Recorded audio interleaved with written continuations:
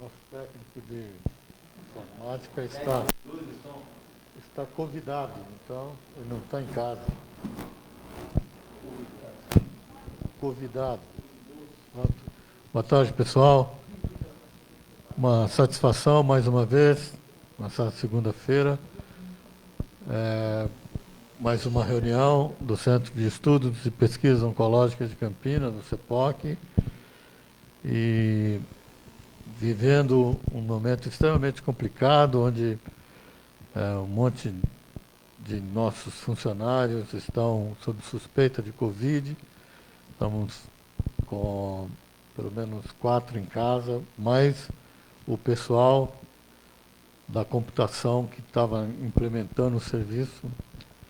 Isso vai fazer com que a gente atrase a implantação do novo sistema. Vamos ter que retornar o sistema antigo até a gente poder contar com os tutores aqui do novo sistema.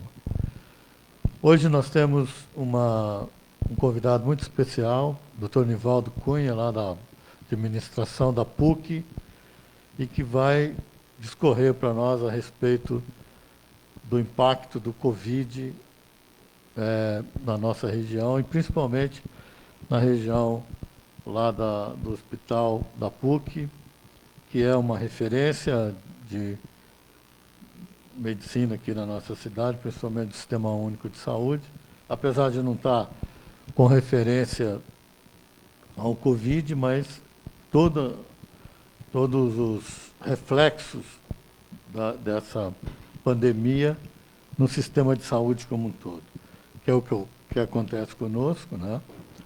Hoje nós temos uma queda acentuada do número de casos novos aqui na nossa instituição, e provavelmente por falta de diagnóstico. Os casos que têm vindo são casos, às vezes, sem biópsia, paciente já tratado, paciente que não tem perspectiva de se fazer um diagnóstico melhor e um tratamento mais eficiente. Mas estamos aí, estamos na luta, aberto, e vamos, junto com o sistema de saúde da nossa cidade, fazer a nossa obrigação. Eu gostaria, então, de convidar o Dr. Nivaldo para começar a sua conferência. Obrigado.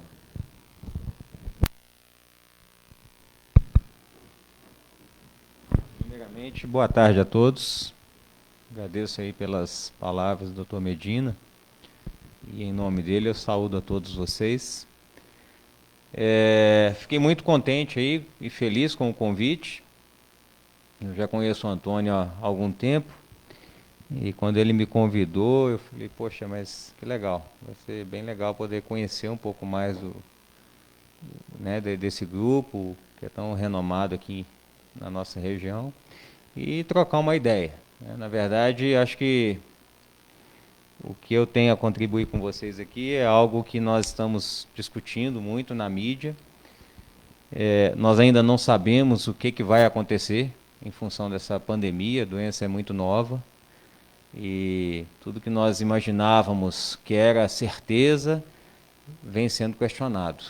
É um momento realmente novo, diferente, que requer uma série de adaptações. Mas, dentro do possível, vamos tentar, dividir com os senhores aqui algumas informações, e, na verdade, é fazer um bate-papo mesmo, tá?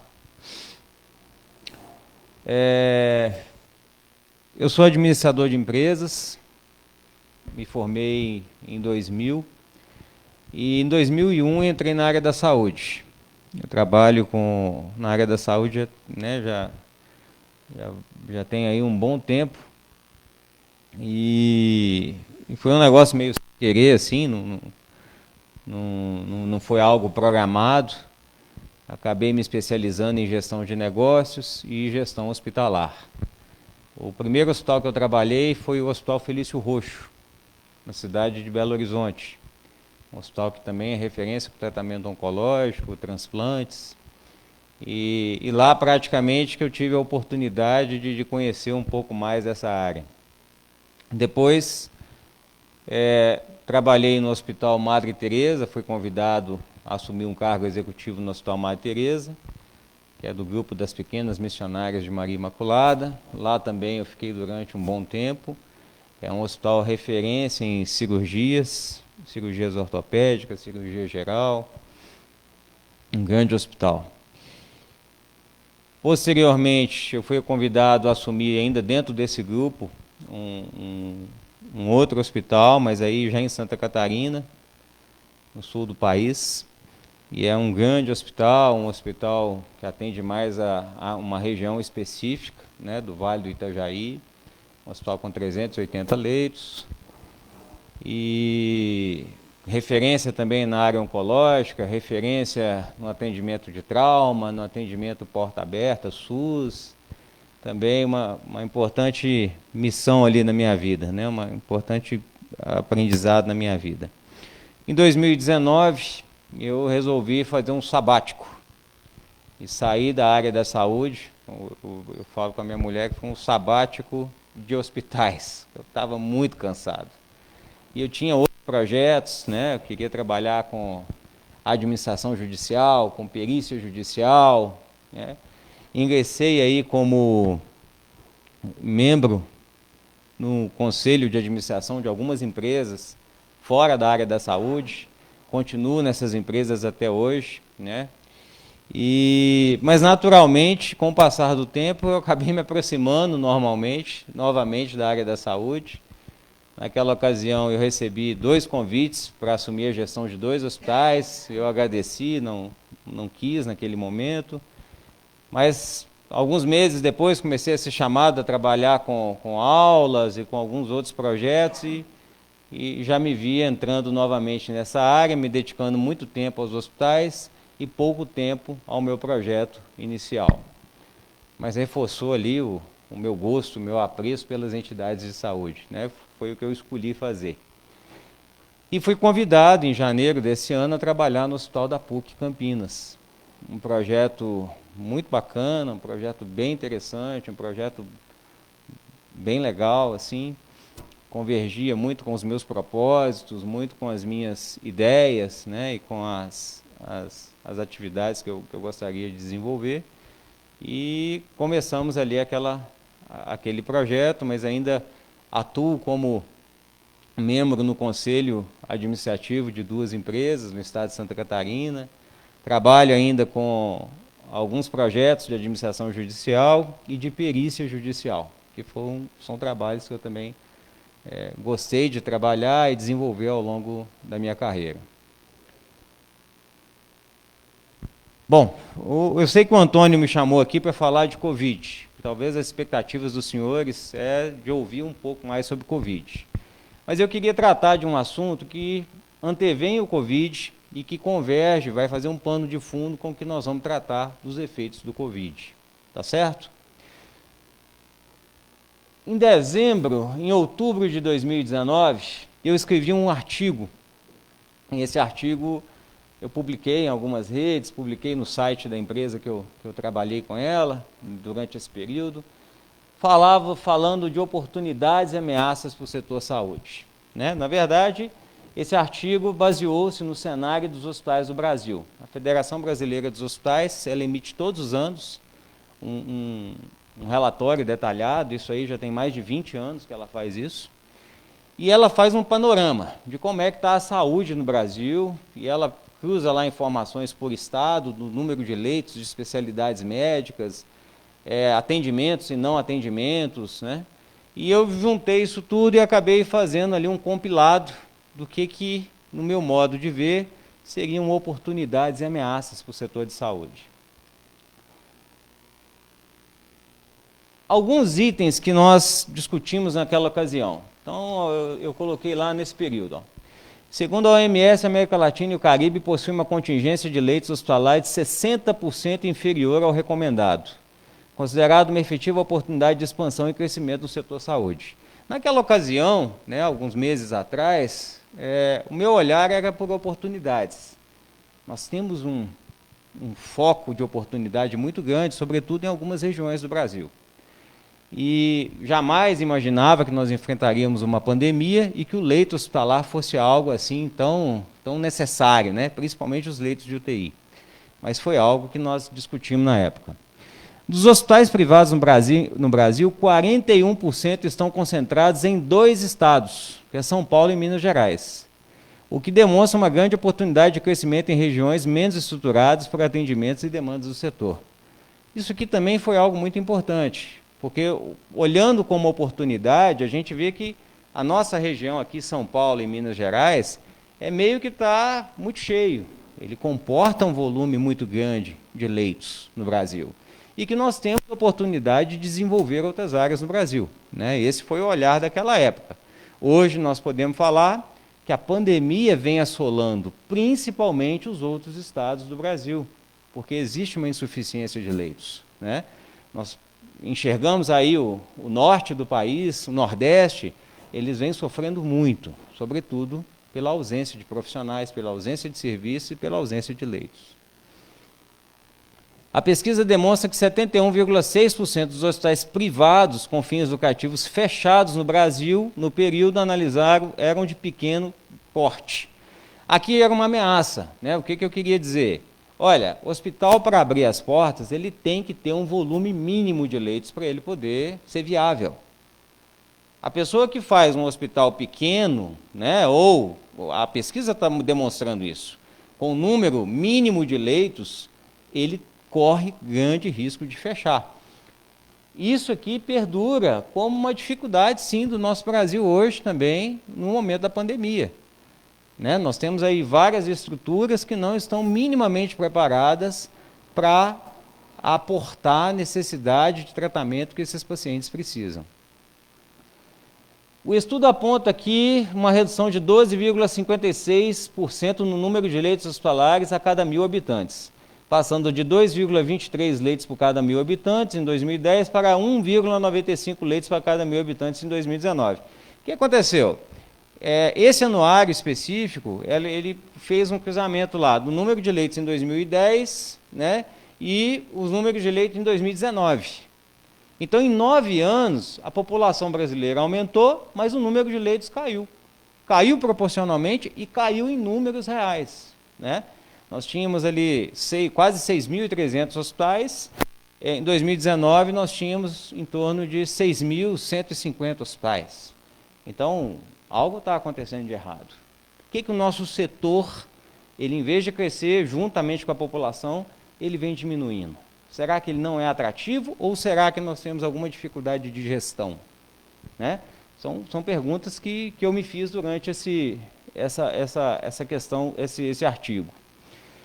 E o estudo demonstra uma forte dependência dos hospitais privados com o Sistema Único de Saúde, ou seja, os hospitais que têm a facilidade de atender o SUS, eles são mais viáveis, seja porque eles pagam menos imposto ou imposto nenhum, né?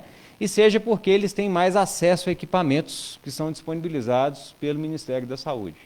Então, são constatações daquela época, né, que foram avaliadas, publicadas, e que hoje nós conseguimos fazer um cruzamento pensando nos efeitos da pandemia. E aqui, só para a gente entender a esteira que nós estamos vivendo atualmente, eu coloquei aqui algumas mudanças que estão acontecendo no mundo afora, né? Nós estamos com vários negócios, mundo afora, sendo severamente impactados pela evolução. Né? No Conselho de Administração das empresas que eu atuo, nós vemos fazendo essa discussão o tempo todo. O que é um negócio seu hoje pode não ser amanhã. E o concorrente seu hoje, que você acha que é aquele que tem um serviço como o seu, também não é o seu concorrente direto mais. A situação vem mudando muito. Então, o Cinemax, ou cinema de shopping, enfim, antigamente, para eu ver um filme novo, eu demorava aí no mínimo 6 meses, né? Hoje, em algumas semanas, ele já está disponível no Google Play, ou em qualquer outra fonte. Existem outros serviços aqui que disponibilizam o lançamento, né? A Netflix é um grande exemplo disso, né? A Netflix é uma grande produtora de filmes agora. Táxi. Eu me lembro, quando eu trabalhava no Felício Roxo, e eu estou falando aí há, sei lá, 10 anos atrás, né? Eu conheci muitos médicos, não foi um médico só, eu conheci muitos, que investiam seu dinheiro comprando placa de táxi. Comprava placa de táxi, alugava aquela placa, era R$100 a diária, dava R$3.000 mês cada aluguel de placa. Muitos, inclusive, deixaram de trabalhar como médicos e transformaram, né, foram empresários aí do ramo de táxi. O que aconteceu? Veio um aplicativo chamado Uber e destruiu o negócio do táxi. Funciona o táxi ainda? Funciona, mas não com a exuberância e com a rentabilidade que funcionava há 10, 15 anos atrás. Máquinas fotográficas. Há 2 anos atrás eu fui tirar férias com os meus filhos e com a minha esposa, e né, as crianças pequenas, às vezes elas brigavam lá porque um queria ficar com a máquina para tirar a foto e tal. Vamos comprar uma máquina para cada um e eles vão registrando aí as férias e tal, depois a gente junta tudo. Não achei mais máquina para comprar. Não tem mais. Existe, mas eu não tenho mais com essa facilidade. Todos esses negócios não deixaram de existir, mas eles sofreram diretamente o funcionamento das suas atividades. Pô, mas por que você está falando disso? Porque o impacto do Covid, o impacto na gestão da saúde, ele caminha nessa mesma esteira. Ele não vai mudar, ele não vai deixar de ser impactado por conta disso. Pois bem, e no setor saúde? O que tem acontecido? Crescimento da saúde suplementar. Quer queira, quer não, falem mal, falem bem, plano de saúde existe. Se a gente analisar a história de como que veio o plano de saúde na década de 80, em razão das fragilidades do nosso, né, serviço público, e se analisarmos até hoje nós temos 47 milhões de pessoas com planos de saúde no Brasil. A tendência é aumentar. Vai passar a pandemia, vai quebrar muita empresa, vai diminuir durante um tempo, mas vai voltar a crescer. Não tenham dúvida disso. Plano de saúde vai continuar crescendo e vai continuar desenvolvendo. Anivaldo, mas vão continuar as mesmas operadoras de plano de saúde? Não, elas vão reduzir. Nós já tivemos 3.000 planos de saúde no Brasil. Hoje nós temos 1.045 planos de saúde no Brasil. A tendência é que vamos ficar em 100 planos de saúde. A tendência é essa, né? Considerando a Unimed, em todas as situações, apenas um plano. Mas a tendência é essa. Nós vamos ficar com 100 planos de saúde no Brasil. E vão aumentar. Novos modelos de remuneração. Também é uma discussão antiga. Que vem tomando corpo, que vem tomando volume, e com a pandemia eu não tenho dúvidas. Ela vai ser acelerada. Essa discussão, ela vai ser aprimorada, vai ser acelerada nos próximos meses. Pagamentos por performance, fim do sistema Fee for Service. O sistema que nós temos hoje de remuneração, ele é cruel, ele é nefasto. Quanto pior o resultado do paciente, melhor para mim, que estou no hospital. Se aquele paciente complica, eu tenho que dar antibiótico, é bom para mim, porque eu vou faturar para o convênio vai ter que me pagar. É assim hoje esse modelo já vem sendo discutido há muito tempo, mas ele agora vai ser otimizado, não tem outra saída. Implantação do DRG, per capita e o capitation. Existem outros métodos também, que já vem sendo discutido aí há muito tempo, mas esses três, se a gente analisar em alguns estados do Brasil, eles vêm tomando um volume muito grande. Belo Horizonte, a Unimed já não paga mais sem ser por DRG. Né? DRG são grupos diagnósticos relacionados. Ou seja, se o meu hospital opera bem ortopedia, eu tendo a encaminhar todo o meu paciente ortopédico para aquele hospital. Se eu tenho um resultado ruim de cardiologia, o meu hospital provavelmente não vai receber aquele paciente de cardiologia. Nós vamos desviar para outro hospital que atenda com um resultado melhor. Né? E a tendência é que isso vá acontecer aqui também. Mas ninguém vai romper o sistema cooperativista. Não vai romper, não vai quebrar, não vai deixar de fazer, mas naquilo que puderem fazer, vai ser feito. Não tenho sombra de dúvida disso. Vai ser feito. Ampliação de leitos em regiões específicas do Brasil. No meu artigo eu falava muito disso. Nós temos regiões do Brasil que estão acéfalas em diversas especialidades, em diversas coberturas de plano de saúde. Então, ao mesmo tempo que hoje é um problema em razão da pandemia, eu não posso deixar de enxergar isso como uma oportunidade de crescimento.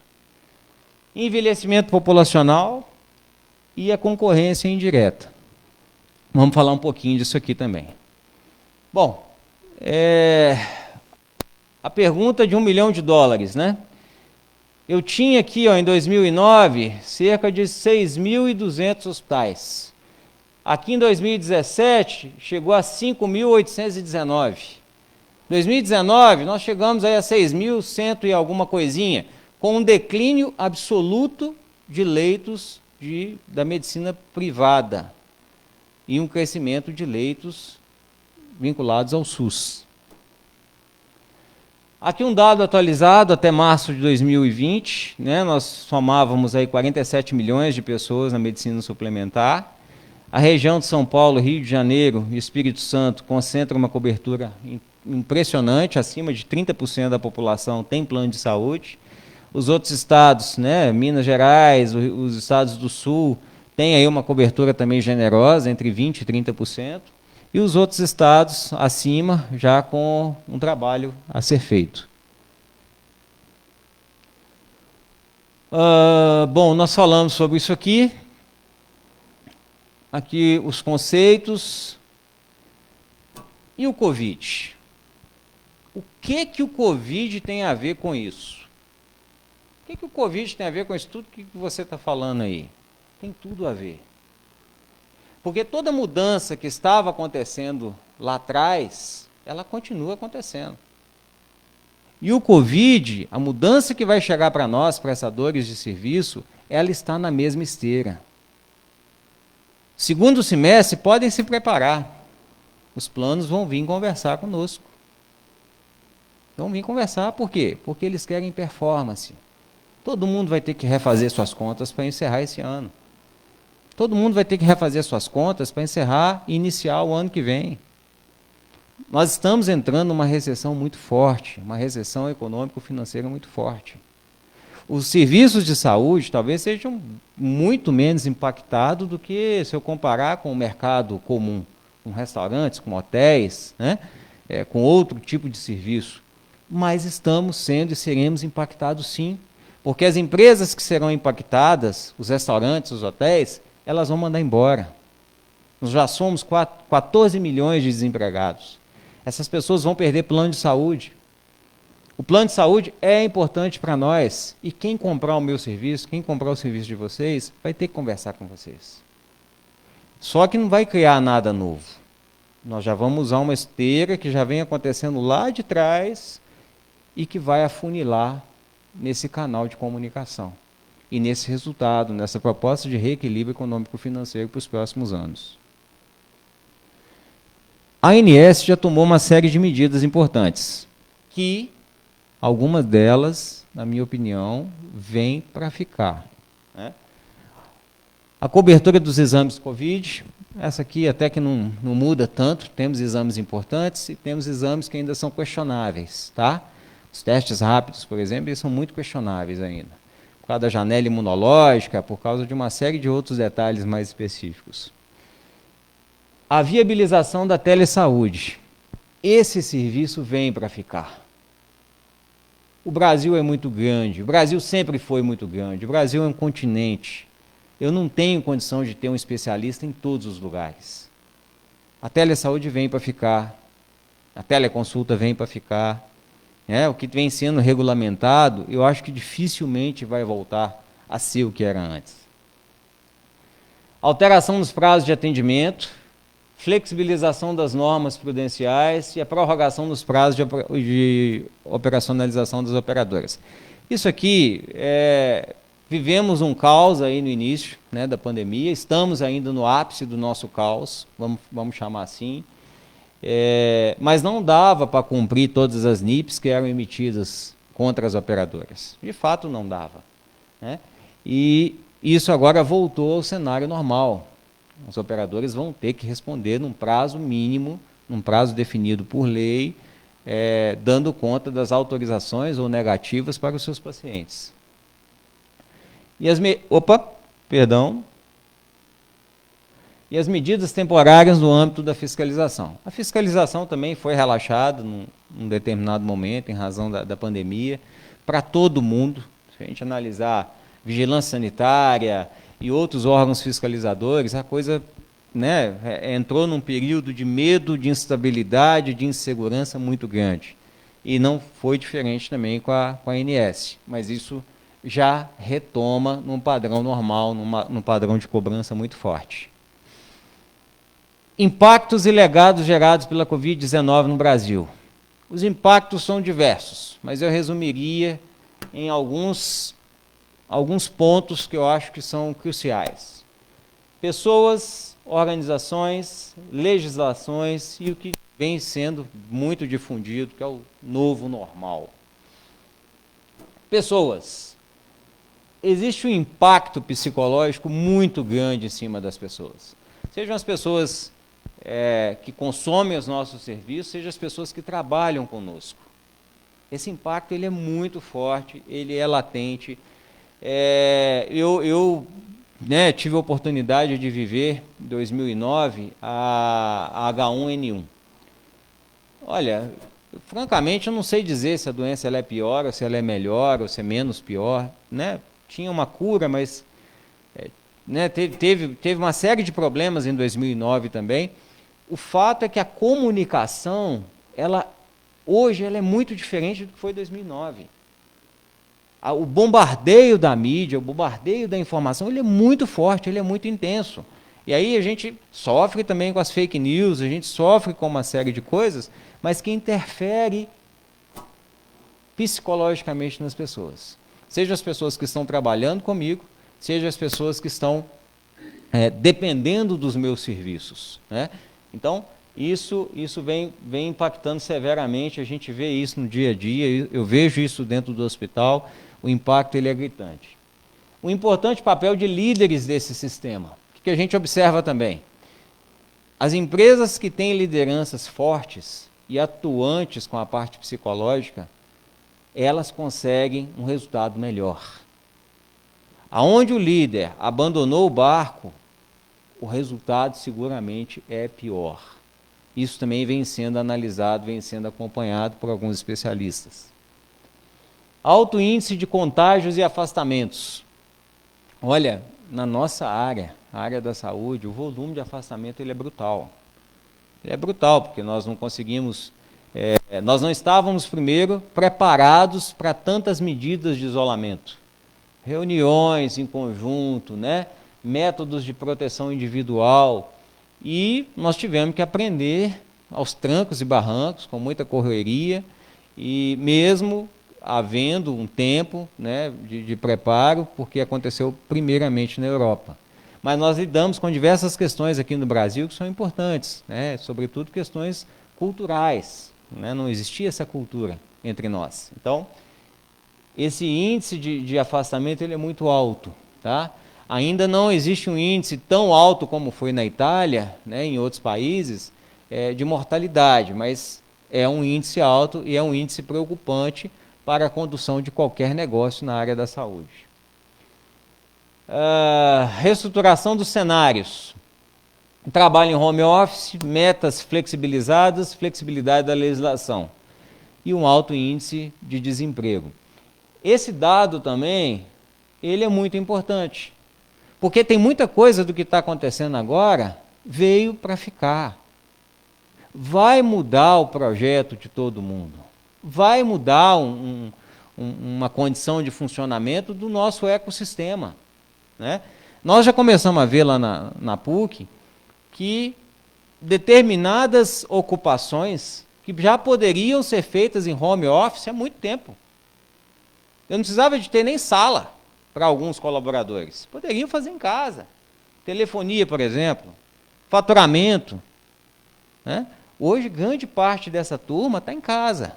E já há um bom tempo. Eles já não estão lá mais. Né? A parte de compras, até a parte de compras. Eu não preciso ter todo mundo no mesmo ambiente, a gente pode flexibilizar isso. Tá? E a gente vem observando isso com muita nitidez.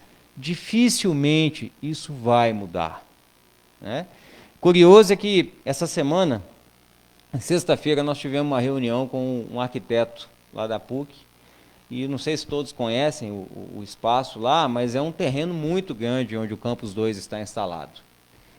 E foi adquirido, alguns anos atrás, um terreno lateral também, né, que dá acesso a John Boy ali, e aquele terreno lateral estava sendo previsto para montar uma sede, um prédio enorme lá, só para reunir a administração do Centro de Ciências da Vida e do hospital. Foi abortado.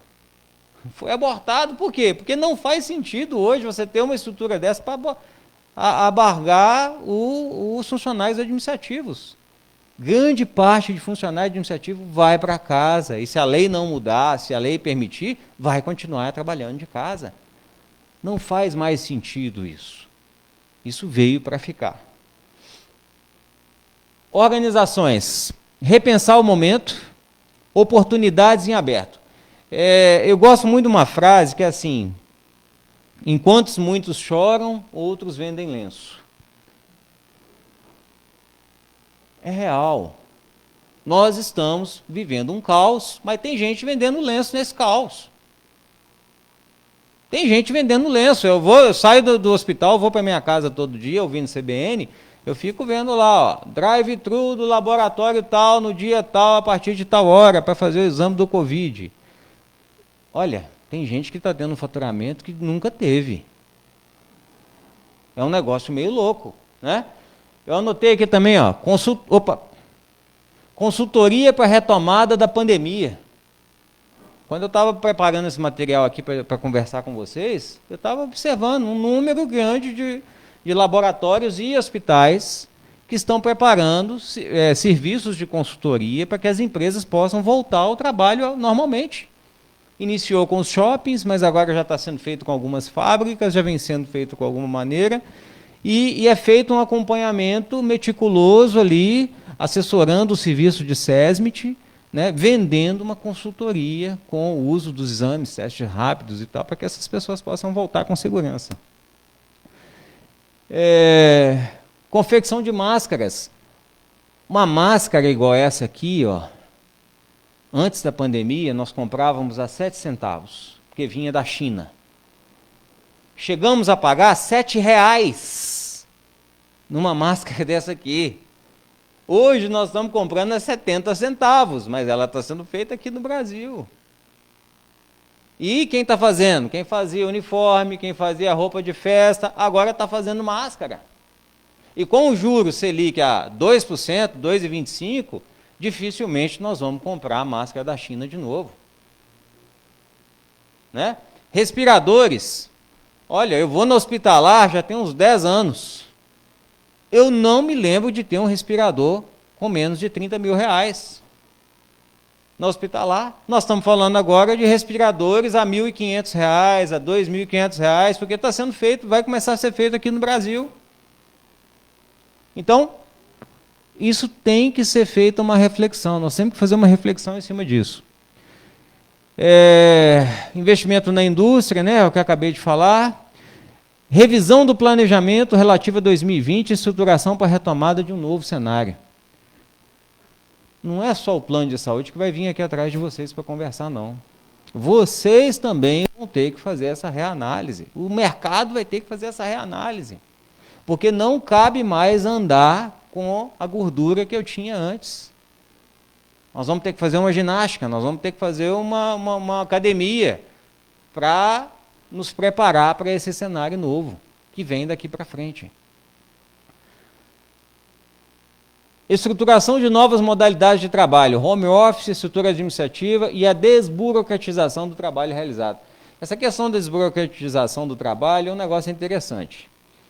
Antigamente eu precisava pegar um voo para resolver um problema em outra cidade. Com a pandemia isso acabou, por 2 motivos. Um, que nós não podemos ficar fisicamente, né, reunidos em lugares pequenos. Segundo, que também hoje os voos foram cerceados, você não consegue mais viajar o tempo que você queria, como você queria antes, né? E as coisas estão mudando. Então, essas adaptações, eu não tenho dúvida que elas vão acontecer. Legislação.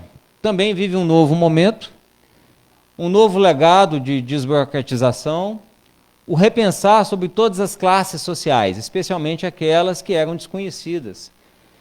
Essas pessoas que moram na rua, essas pessoas que não têm saúde pública adequada, né, essas pessoas que não têm saúde básica, elas sempre estiveram ali.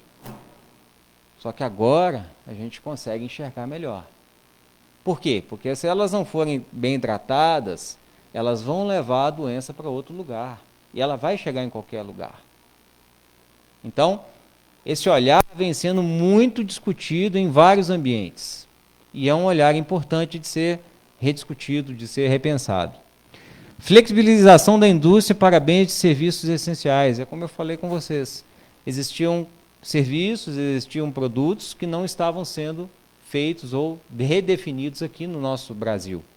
E com a pandemia, nós fomos forçados a rediscutir, né? Fomos forçados a rever uma série de coisas, que vai trazer uma mudança importante também no nosso aspecto funcional. E o que nós chamamos aqui de novo normal. Nada vai ser como antes. Eu tenho visto muita gente falar, eu tenho acompanhado muitas entrevistas.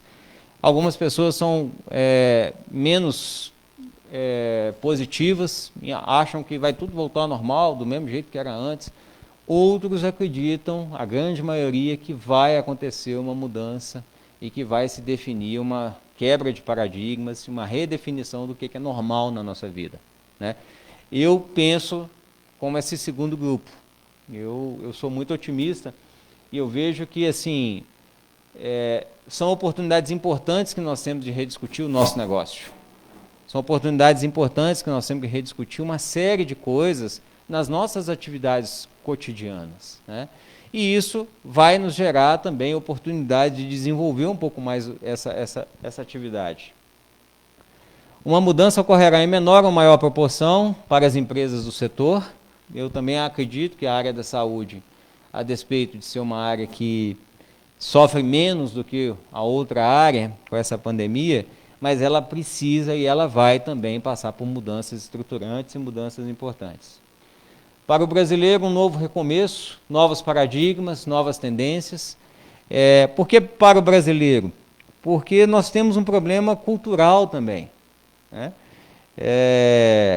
Eu estava ouvindo uma entrevista daquele Domênico De Masi, que fez ali aquele livro do Ócio Criativo. Ele já falava em home office há 20 anos atrás. E um aspecto que ele coloca bem na entrevista dele é o seguinte: o brasileiro e o italiano é um dos que mais estão sofrendo com esse negócio. Porque nós gostamos de abraçar, nós gostamos de beijar, nós gostamos de estar junto, né? E esse aspecto, ele interfere muito na vida das empresas. Ele interfere porque ele quebra um paradigma que vai ter que ser pelo menos sequenciado com o passar do tempo. Bom, vamos lá então. A curto prazo, o que muda para nós? Alguns especialistas estão chamando esse curto prazo de primeira onda, que é o que nós estamos vivendo agora. Hoje, nosso negócio é manter o barco navegando. Com dificuldades, com absenteísmo, com gente faltando, com material custando mais caro, não tem jeito. Nosso papel aqui, nosso papel lá na PUC tem sido é manter o barco funcionando.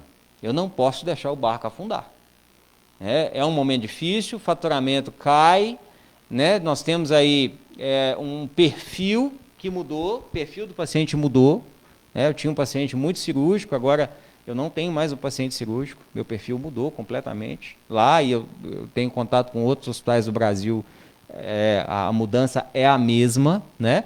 Mas não adianta eu ficar chorando, é melhor eu tentar vender lenço, né? Nós temos que mudar esse aspecto e não deixar o barco afundar. Enfrentamento da inflação setorial. No início do ano, eu fui num evento em São Paulo, a previsão de inflação para o setor é de 6%. A inflação de materiais de EPI está em média de 400%. 400%. Imagina, uma máscara que eu comprava 7 centavos, eu cheguei a pagar R$7. Né? Agora está 70 centavos, pô, mas 10 vezes ainda o valor de que ela custava em janeiro. Né? Então, aquele planejamento que eu fiz lá atrás com uma inflação de 6%, esquece. Eu vou ter que sentar de novo, vamos ter que rever. Desenvolvimento de fornecedores locais, desvinculando itens essenciais adquiridos no mercado exterior, máscaras, respiradores e medicamentos. Agora nós estamos enfrentando os medicamentos, principalmente os anestésicos. Né?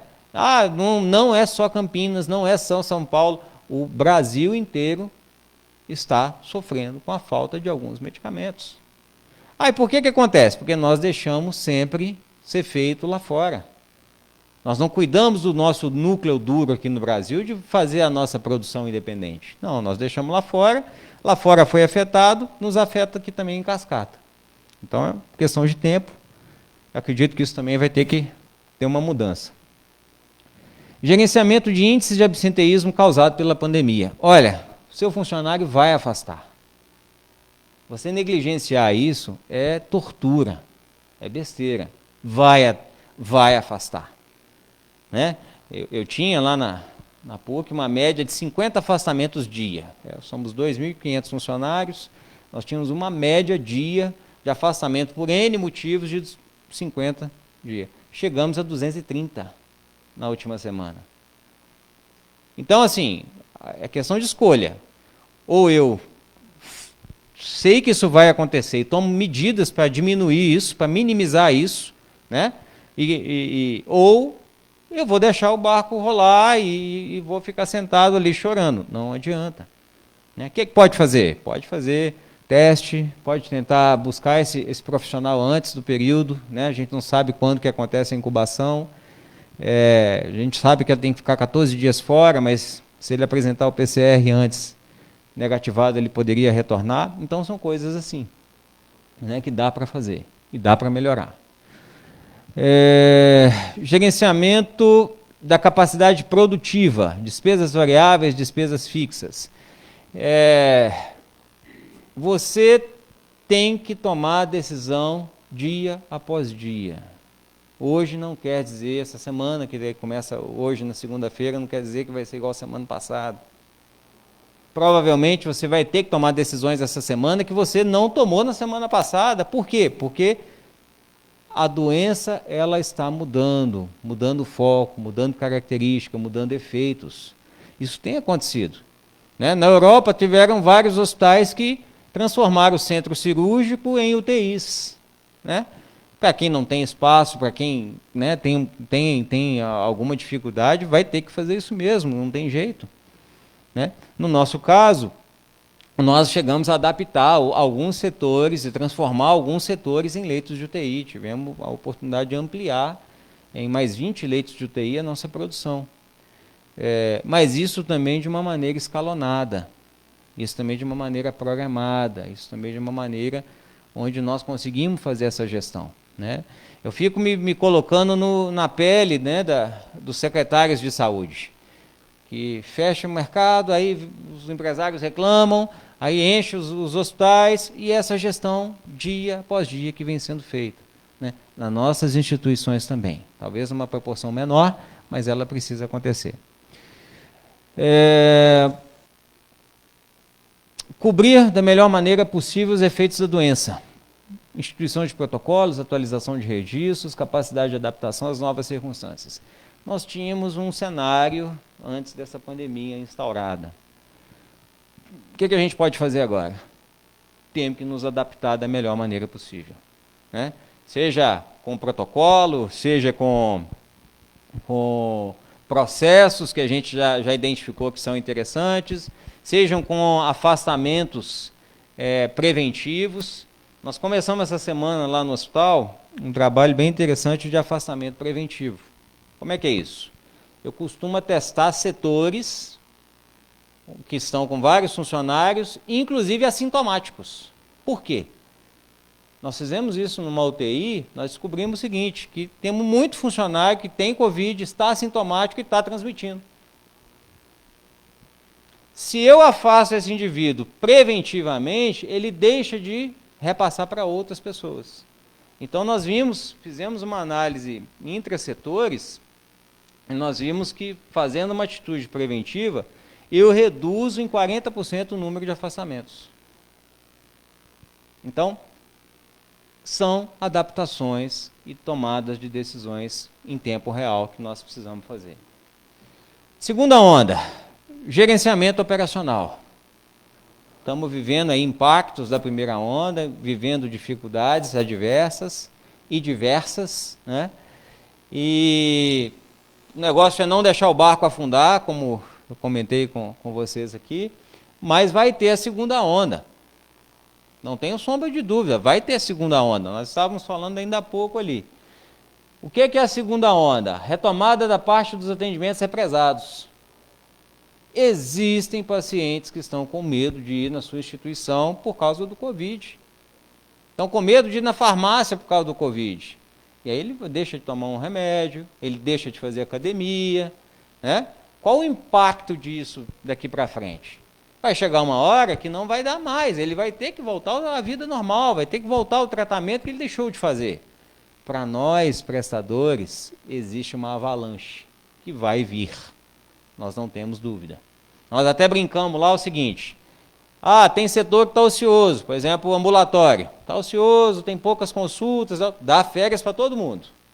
Por quê? Porque daqui a um tempo vai vir uma demanda muito grande. Ela não vai deixar de acontecer, ela vai vir. Então dá férias, não manda ninguém embora, mas dá férias. Porque nós temos que nos preparar para essa segunda parte. Provisionar os impactos provenientes da redução dos atendimentos causados com a Covid de 2019. Nós observamos uma queda muito drástica dos atendimentos de março até o mês passado. Esse mês, né, com esses poucos dias aí, o final da segunda quinzena do mês passado, o movimento já está voltando gradativamente. A tendência é que ele volte ao normal, tá? E mais do que o normal, ele volte, inclusive, de uma maneira cavalar, que, né, pode aumentar, e é o que precede aqui essa segunda onda. E, finalmente, a terceira onda. Alguns especialistas já estão falando da gravidade do impacto da Covid através das doenças crônicas. Nós teremos um aumento de doenças crônicas. Nós não temos sombra de dúvida disso também, né? As pessoas que trabalham com outras especialidades, por exemplo, eu tenho um colega lá do hospital que é legista também. Ele tem falado assim: olha, o que a gente tem observado de pacientes que estão morrendo em casa, porque estão evitando de ir para um hospital, que estão morrendo em casa com doenças que poderiam ser evitadas se ele tivesse procurado um serviço,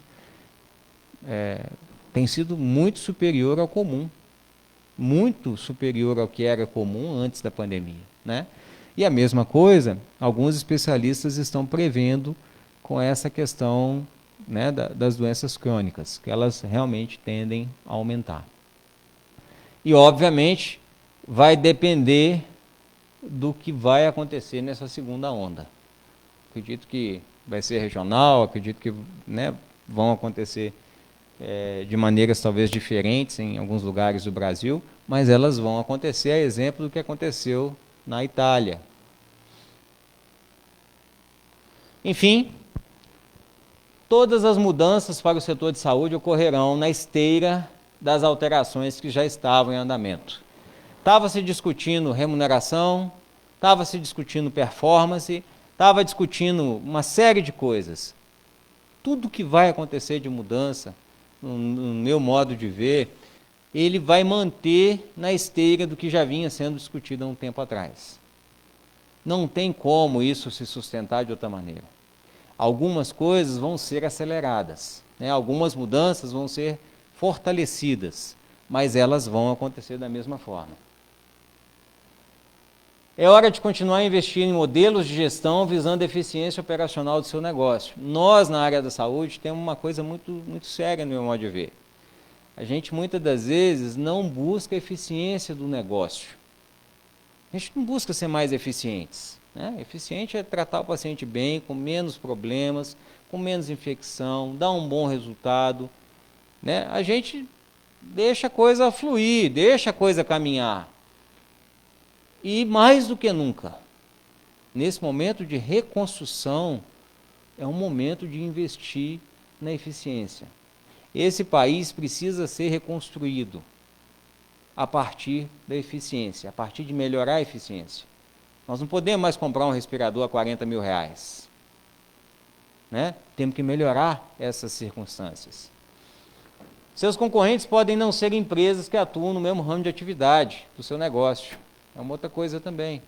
Na área da saúde a gente tem muito disso. Às vezes eu acho que o meu concorrente é um outro serviço de radioterapia e às vezes não é. Às vezes eu tenho uma nova técnica que está surgindo, um novo protocolo de tratamento que vai substituir em parte alguma coisa que você faz, né? Isso é reflexivo. Enfim, eu coloquei aqui uma frase para vocês do Juscelino Kubitschek, que eu acho que nesse momento de reconstrução é algo que nós precisamos refletir um pouco mais. Às vezes a gente tem muito medo na vida da gente de tomar algumas decisões. A gente tem muito medo de provocar algumas mudanças. Mas acho que é um momento reflexivo e é um momento importante nas nossas vidas profissionais para a gente rever o ambiente em função dessa pandemia. Muito obrigado.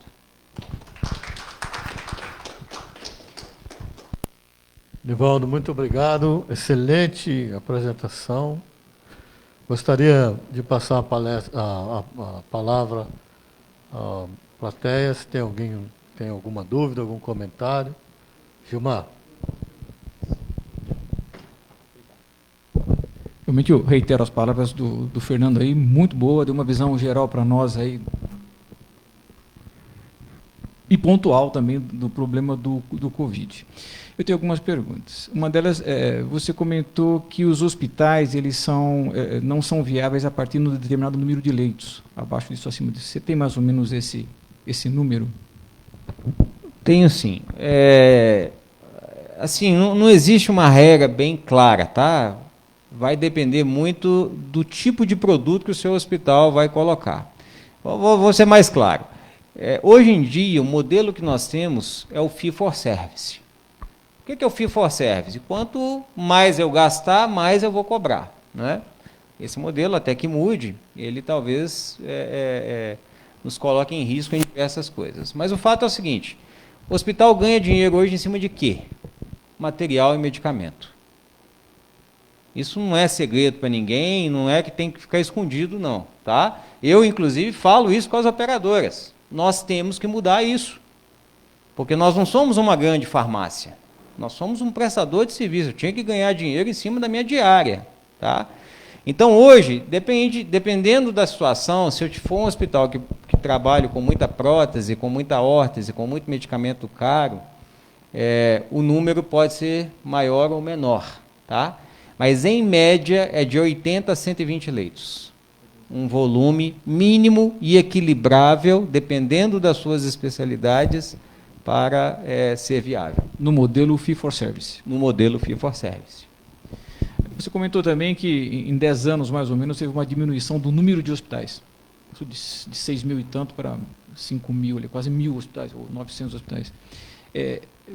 Como que eles desapareceram?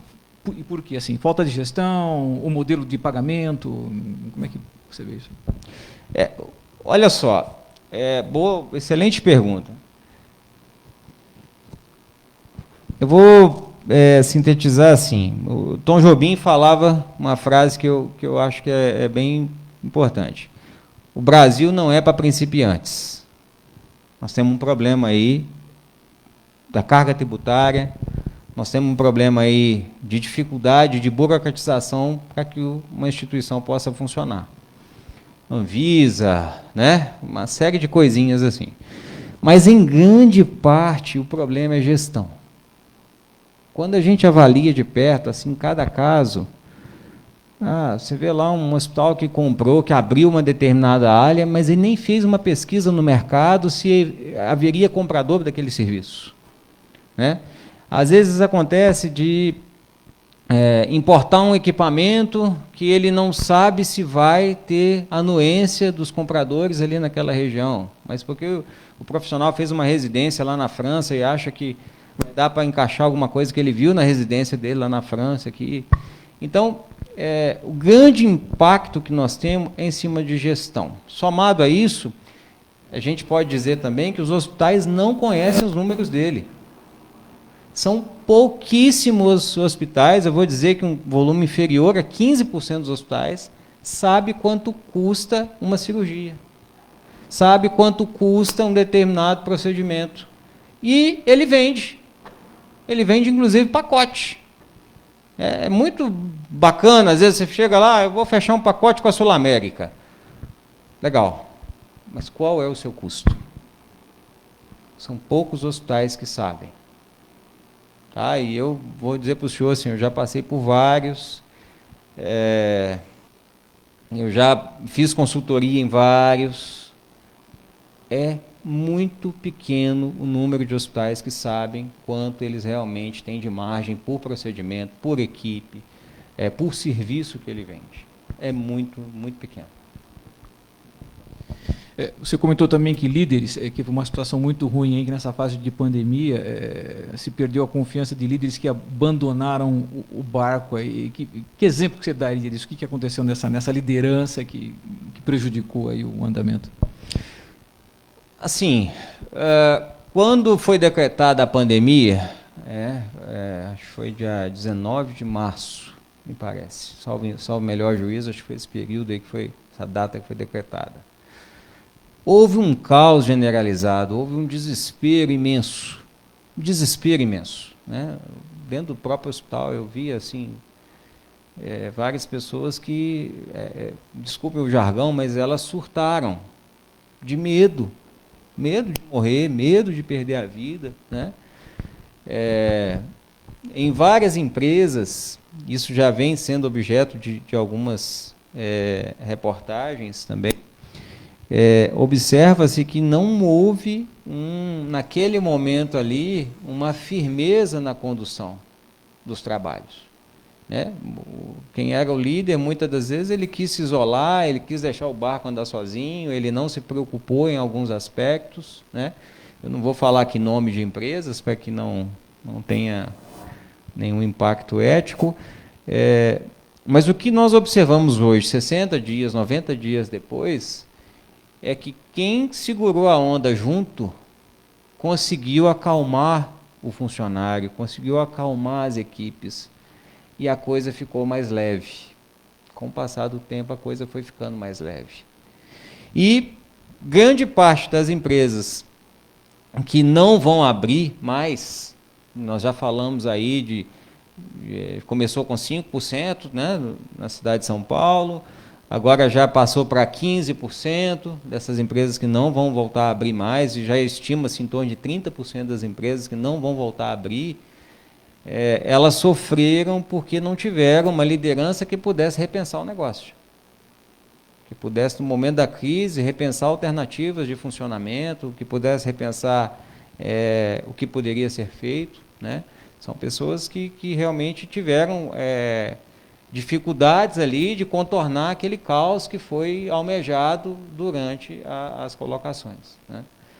E a gente observa, assim, numa empresa grande, o afastamento no início da crise, proporcional ao número de Covid e à dificuldade psicológica, ela era até maior. A dificuldade psicológica de se enfrentar era maior do que o próprio tratamento da Covid ou a próxima possibilidade da pessoa estar infectada. Uma última pergunta, desculpa, tá tomando conta do microfone, né? Então, eu sempre fico pensando, na verdade, essa ampliação que aconteceu em vários hospitais, em vários locais. Então, assim, numa média do trabalho que a gente vê, então, assim, as UTIs, olha, as UTIs estão com 70% 180% lotado. Eu me lembro no passado, quando eu estava falando então um tempo atrás, assim, as viviam lotadas, né? Em Casa de Campinas você tinha uma UTI de 10 leitos, não era comum ficar com 8 leitos o tempo todo por N situações. As pessoas foram ampliando, e agora você dizer, ampliaram leitos, compraram respiradores, e quando isso voltar ao normal, eu vou ficar com o quê? Com espaços vazios, né? Obrigado. Eu vejo assim, ó, a questão da UTI, como eu mostrei no início lá da apresentação, né? Nós temos, segundo a OMS, 60% apenas do que deveríamos ter. Claro que cada instituição ela tem que ser analisada assim, dentro do seu compêndio ali, dentro da sua realidade, né? E é ruim você fazer uma análise global assim, né? Se a gente vai lá para o norte, eu fui uma vez avaliar 2 hospitais no norte da Vale, 2 hospitais da Vale do Rio Doce. Eles chamaram a gente para fazer um projeto, eu fui lá, e lá, Parauapebas, era uma cidade com 200 mil habitantes, e o único leito de UTI estava a 400 quilômetros de lá. Olha que realidade triste, né? Uma realidade triste. E assim funciona vários rincões do Brasil. Vários lugares do Brasil é assim que funciona. Então é difícil você comparar uma realidade como essa com a nossa realidade aqui, né? Mas eu vejo assim, de uma maneira muito positiva, quem está abrindo leito não pode pensar só nesse momento agudo. Para abrir, você vai ter que pensar também no futuro, não dá para não pensar, né? Então eu vejo oportunidades de você fomentar novos serviços que precisavam ali de um pontapé inicial para que ele expandisse, né? No nosso caso lá, por exemplo, nós temos várias frentes de trabalho, com a cirurgia cardíaca, com a cirurgia neurológica, né? E que poderão ser vocacionados para esse fim. Francamente, nós ainda não discutimos, não decidimos, mas existem oportunidades. Sabe? Ronaldo, obrigado pela sua disponibilidade em vir aqui. Eu queria mudar o foco um pouco. Assim. Você tem experiência de discutir com os convênios, com as fontes pagadoras para os hospitais, sobre a forma de pagar. O fee-for-service está aí, é o modelo que se adota na maior parte das vezes, e a gente vê, de certa forma, uma certa preguiça dos administradores das fontes pagadoras em mudar um pouco o pensamento da coisa. Como é que você está vendo isso? Porque a ideia de mudar a maneira de pagar, sair do fee-for-service para um cuidado gerenciado ou coisa que valha, seria a maneira ideal de fazer isso, ia cobrir grandes grupos de doenças, grandes grupos de conduta, e minimizar também os exageros, as indicações fúteis, etc. Como é que você vê se o espírito da coisa, por causa até da própria Covid, deve ir para esse lado, ou se nós vamos ficar amargando fee-for-service mais 3 décadas? Eu vejo assim, ó, eu sou administrador, tá, gente? Então, me perdoem aí pela, talvez, insensibilidade em alguns aspectos, mas de uma maneira bem prática eu vejo assim, a conta está aí. Né? Eu vou dar a conta para o Antônio. Antônio, você tem que cortar, você tem que melhorar essa conta sua em tanto. Seja reduzindo despesas, seja aumentando a receita, nós vamos ter que melhorar essa conta aí. Tá? Eu gosto de dar exemplos, viu, doutor? O plano não tem outra alternativa. Se a gente analisar assim historicamente, nós temos 5 grupos na ANS: autogestão, medicina de grupo, cooperativas, né? Os planos de saúde. As autogestões, o plano da CACI, do Banco do Brasil, o plano da Caixa Econômica, da Petrobras, eles estão acabando. Eles estão diminuindo. Quem está aumentando? As medicinas de grupo. A Mil, né?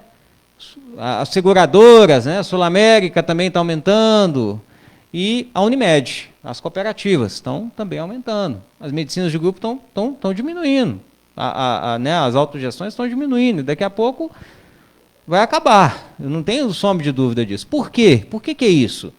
Quando a gente conhece uma autogestão de perto, e eu não faço aqui nenhuma crítica, não é isso, mas muitas das vezes a decisão fica muito próxima ali, de quem está na presidindo e quem está na necessidade. Então, existe uma dificuldade maior em dizer não. Quando você passa para uma medicina de grupo, para um plano assim, a coisa começa a ficar mais fechada. Me permitam aqui dar um exemplo da Unimed BH, que eu convivi muitos anos com a Unimed BH e é uma referência no Brasil em termos de Unimed. A Unimed BH implantou os procedimentos dela, os gabaritos que ela chama, em 2004. Eu estava no Hospital Felício Roxo quando aconteceu. Era muito simples, eu tinha lá uma apendicite, né, que tinha lá um padrão de comportamento e se ultrapassasse muito aquilo, ficava a conta aberta, da mesma forma. E com o gabarito ela começou a amarrar. Amarrou de tal forma que ficava ruim para mim se eu passasse daquele período, se eu passasse do habitual. Né? As próteses, o que a Unimed fazia? Chegava lá, chamava o fornecedor, falava aqui, ó, cirurgia comum, eu compro um grampeador, eu tinha Johnson, Covid e tinha Olympus. No próprio Unimed, eu vou pagar X. Você vai fazer? Não, eu não vou, eu não quero. Tá bom, não tem problema nenhum. Então, dá licença. Fechou com um. E aquela marca que ela fechou ali, definiu um preço. Ah, deu gritaria com o cooperado? Deu, mas contra números não há argumentos. Não é? A mesma coisa vocês aqui. Né? Vocês têm um serviço de qualidade, têm um serviço de radioterapia, e a radioterapia, eu aprendi um pouco da radioterapia também lá no Felício Roxo, porque existia um padrão de atendimento, né? Depois a coisa foi se modelando, mas tem um preço. Não dá para se definir algo muito acima daquilo. Você vai ofertar um tratamento, né? Não é uma experiência. E quem está pagando a conta, ele quer segurança. Então, assim, particularmente, eu não vejo que o fee-for-service ele tem vida longa. Não pode ter. Imagina, eu sou prestador, né? Eu deveria defender até a última, porque para mim é muito confortável. Mas eu não vejo, eu como administrador, eu não posso aceitar isso. Não dá. Outra coisa, tem que ter previsibilidade. Se você vai tratar um câncer de próstata, quem vai pagar ali já tem que saber qual é o efeito dele, tanto a nível assistencial para o paciente, que vai ter menos recidiva, vai ter menos problema, vai ter que voltar menos no hospital, e etc. e tal, como também a nível financeiro. Quanto vai custar aquilo ali? Né? É um equipamento de última geração, ele foca bem ali no tumor e tal. Enfim, tem que saber discutir isso. Né? E aí a gente começa a desdobrar em outras coisas. Tá? Permita-me, viu, doutor? Uma vez eu vivi uma situação inédita no Felício Roxo. O serviço de radioterapia estava sendo alterado. Entrou um grupo novo lá, com um equipamento diferente. E esse pessoal começou a fazer a braquiterapia da próstata, implantando aquelas sementezinhas e tal. De repente, começou a dar um burburinho, uma discussão com os cirurgiões de próstata. Porque, de certa forma, começou a tomar um mercado ali. E a operadora queria saber o que era mais eficiente. A operadora começou a entrar no negócio. Mas, peraí, mas eu sei que vocês estão brigando aí, mas o que é mais eficiente para o meu paciente? Porque vai operar, ele vai ter que implantar uma prótese depois, ele vai querer uma prótese importada, às vezes uma prótese insuflada, não sei o que e tal. Quanto vai custar essa brincadeira? Então, a discussão ela sobe de patamar. Quando você abre mão de um sistema que te é confortável, que é o fee-for-service, ele sobe de patamar. Nós falamos de eficiência, nós falamos de estratégia, né? Mesmo em cima de um tratamento com o paciente. Mas nós estamos falando de estratégia, de negócio, de mercado. Né? Não necessariamente eu estou falando de algo que está me deixando ali tranquilão, como sempre foi. Respondi? Obrigado, Nivaldo. Foi um prazer tê-lo aqui. Convido a todos para o almoço de primeira. É o que nós temos a oferecer.